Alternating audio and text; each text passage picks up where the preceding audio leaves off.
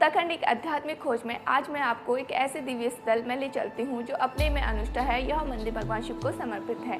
नमस्कार, this Sunday post में आप सभी का स्वागत है। देवभूमि उत्तराखंड बागेश्वर बागनाथ मंदिर यह केवल एक मंदिर ही नहीं बल्कि एक ऐसा दिव्य स्थल है जहाँ इतिहास और आध्यात्मिक संस्कृति का अद्भुत संगम देखने को मिलता है। आइए शुरुआत करते हैं बागनाथ मंदिर का इतिहास तथा ऋषि मार्कंडेय ब्रह्मा जी, ऋषि वशिष्ठ कमंडल से निकली माँ सरयू तथा शिव जी ने बाघ तथा माता पार्वती ने गाय का रूप धारण किया। क्या है इसके पौराणिक और धार्मिक महत्व और जानते हैं इस मंदिर की ऐतिहासिक पृष्ठभूमि।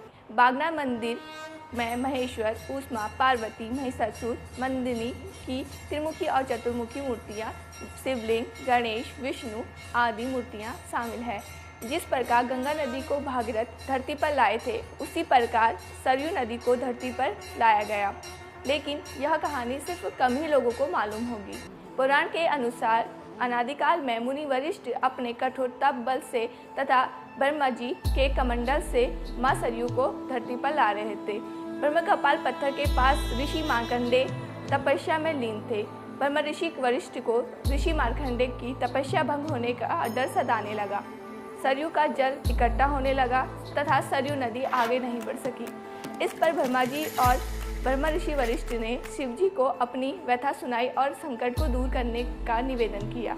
इस पर महादेव ने तब बाघ का रूप धारण किया और माता पार्वती ने गाय का रूप धारण किया। माँ पार्वती गाय के रूप में पास में ही घास चरने लगी, तभी वहाँ बाघ के रूप में पहुँचे महादेव ने गर्जना की। भयंकर दहाड़ सुनकर गाय डर के कारण जोर जोर से रंभाने लगी। इससे मार्कंडेय ऋषि की आंखें खुली और समाधि भंग हो गई। जैसा कि मार्कंडेय ऋषि गाय को बचाने के लिए दौड़े तो सरयू नदी को आगे बढ़ने का रास्ता मिल गया। इसके बाद माँ पार्वती और भगवान शिव ने मार्कंडेय ऋषि को इच्छित वर दिया और मुनि वशिष्ठ को आशीर्वाद दिया, जिसके बाद सरयू नदी आगे को बढ़ गई।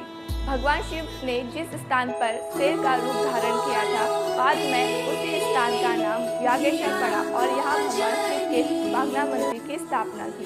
शिव पुराण के मानसखंड के अनुसार इस नगर को शिवजी के गढ़ चंडी ने शिवजी की इच्छा के अनुसार बसाया था।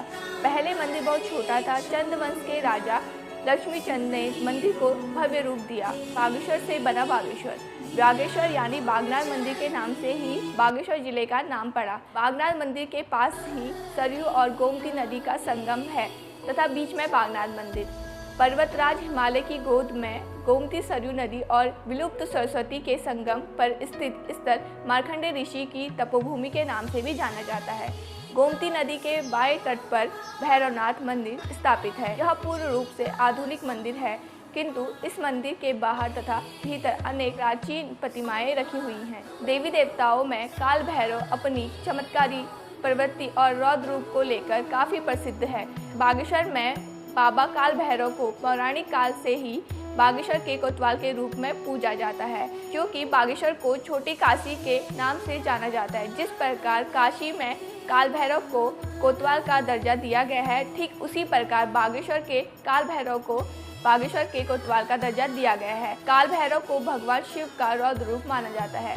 मान्यता है कि मंदिर में आकर पूजा पाठ और खिचड़ी का भोग लगाने से मनोकामनाएं पूरी होती है। हालांकि इससे पहले यहाँ बलि प्रथा का भी चलन था, लेकिन हाईकोर्ट के आदेश के बाद बलि प्रथा अब नहीं होती। साथ में ही हनुमान जी का मंदिर भी स्थापित है। मंदिर की स्थापना पौराणिक काल में चंद्रवंशी राजा लक्ष्मी चंद ने 1602 में काल भैरव मंदिर की स्थापना की थी। इन्हें शिव के द्वारपाल के रूप में बागनाथ मंदिर के ठीक सामने स्थापित किया गया है।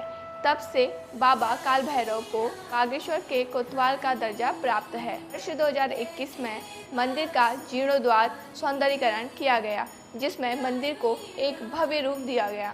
मंदिर शांति और आस्था का प्रतीक है।